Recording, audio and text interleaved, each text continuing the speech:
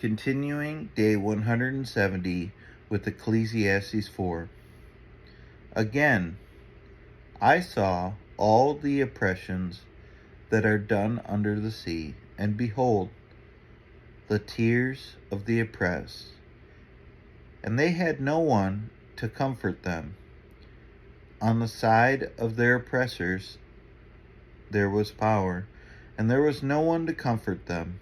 And I thought the dead who are already dead more fortunate than the living who are still alive.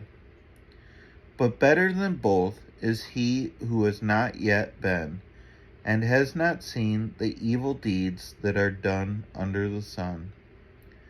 Then I saw that all the toil and all skill and work come from a man's envy of his neighbor.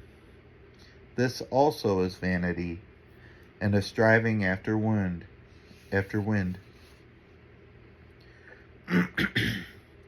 The fool folds his hands and eats his own flesh.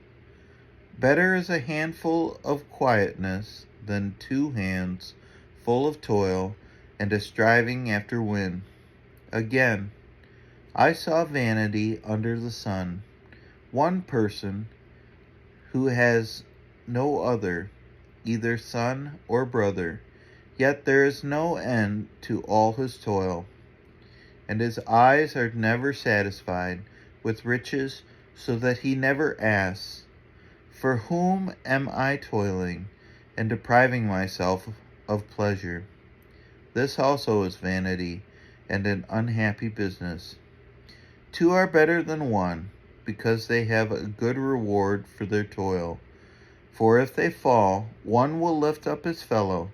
But woe to him who is alone when he falls, and has not another to lift him up. Again, if 2 lie together, they keep warm. But how can one keep warm alone? And though a man might prevail against one who is alone, 2 will withstand him. A 3-fold cord is not quickly broken. Better was a poor and wise youth than an old and foolish king who no longer knew how to take advice. For he went from prison to the throne, though in his own kingdom he had been poor. I saw all the living who move about under the sun, along with that youth who was to stand in the king's place. There was no end of all the people, all of whom he led. Yet those who come later will not rejoice in him. Surely this also is vanity and a striving after wind.